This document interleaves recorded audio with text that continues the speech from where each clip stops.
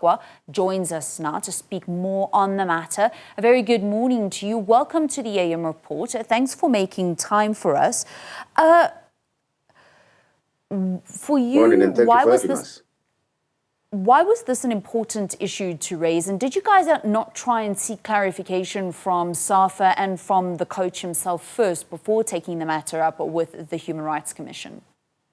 No, if you make racist remarks, there's nothing for us to clarify with SAFA. But also, we did not want to waste our time with administrative processes, because SAFA would, like any organization, tell us that the internal investigations are taking place and the matter would be brought to the attention of Coach Hugo Broos. What we wanted, because we felt like that, and we still feel very strongly that Coach Hugo Broos made racist remarks, that there should be proper accountability, and that the institutions which are charged with the responsibility of dealing with such complaints had to be roped in to actually make sure that they investigate the complaint. Firstly, the complaint is two-pronged. The first one has to do with the racist remarks, where he says the player is a black guy, and then once it's done with him, he'll be a white guy, something like that, whatever that statement means, and which makes reference to race, but in a very inappropriate manner.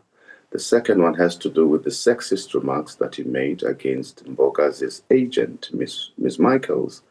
I mean, everything about that statement is not only sexist, is ageist, is demeaning, is disrespectful, and there should be proper accountability. What should have happened ideally is that immediately after the press conference, I mean, there was a huge uproar from the public. I mean, the matter trended for the whole night after Hugo Broos made those statements, and SAFA actually just literally ignored, blue-ticked the public. And we felt we could not then sit by, twiddle our thumbs, and allow people to continue to behave as if they're above the law. The UDM is very clear insofar as this is concerned. We will not tolerate racism, we will not tolerate sexism or any form of discrimination from anyone in South Africa, and no one here is above the law.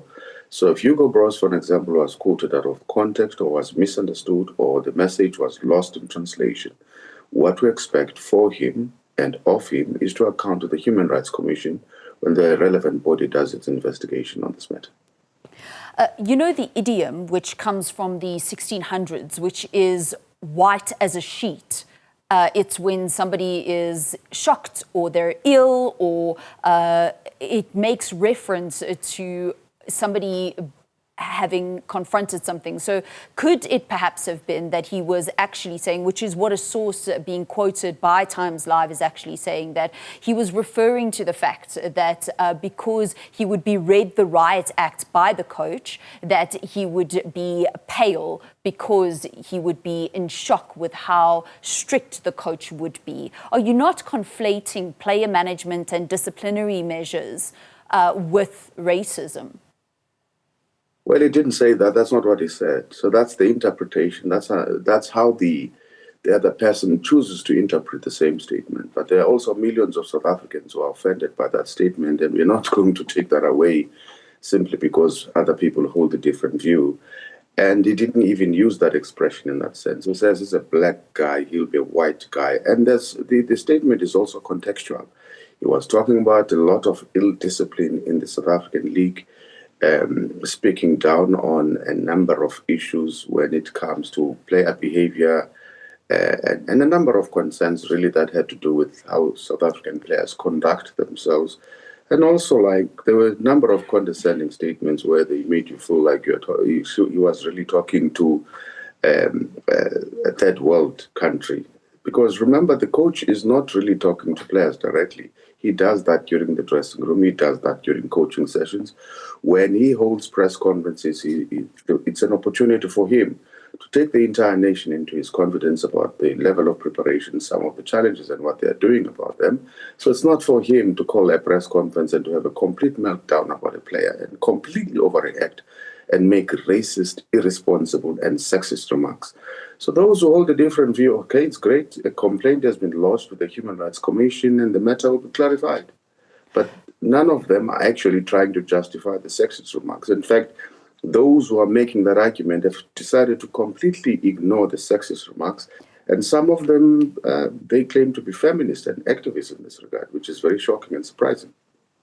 So just about those sexist remarks, I mentioned there being a source that refers to what he meant regarding Mbokazi leaving his office as a white guy. The other one was that the comment made about his agent, Basia Michaels, could have been lost in translation. Would you accept that? No, that's absolute nonsense. How do you call her a little woman? I mean, there are agents all over the country that facilitate movements of players, whether domestically or internationally. They are nameless. We don't know their sex, but they've never been attacked in that manner where the references made to their sex, references also made to their age, which is ageism. If, for example, he was referring to body size by saying little because it can mean anything, that too is body shaming. So even the tone in which he's talking about things she knows about football, undermining, disrespecting the agent. And remember also, if you were to look at it here, from a technical point of view, how the deal actually went about is a matter that was decided by the two clubs that were involved in the process. Two professional teams came into an agreement. So do you want to tell me that a coach now is going to dictate to agents how they should do their jobs, which has absolutely nothing to do with him? But at the same time, you are attacking and picking on a particular agent and belittling and demeaning her because she happens to be a woman. What would you like to happen? What would you like the outcome to be from the South African Human Rights Commission, but then also from SAFA's side? Because we are obviously building up towards a tournament. Are you guys calling for the coach to stay at home? No. We want complete accountability. We don't want... It's not our intention to disrupt the proceedings, the preparations rather of our national team as they prepare for AFCON. That's very important. We want complete accountability. If SAFA had taken ownership, if SAFA had taken responsibility for what had happened and done something about it, we would not be where we are today.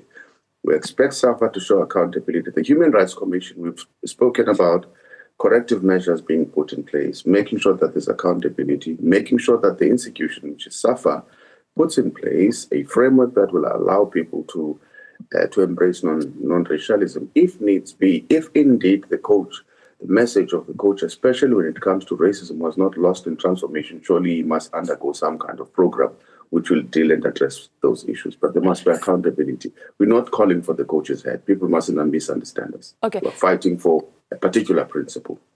I hear you, but then what does accountability look like? Because it's a very nice value to have, but it actually has to be enacted. How does it look to you and to the UDM?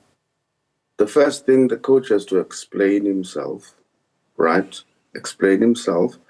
And if indeed the message was not lost in translation, the sexism one, he can't explain himself out of it.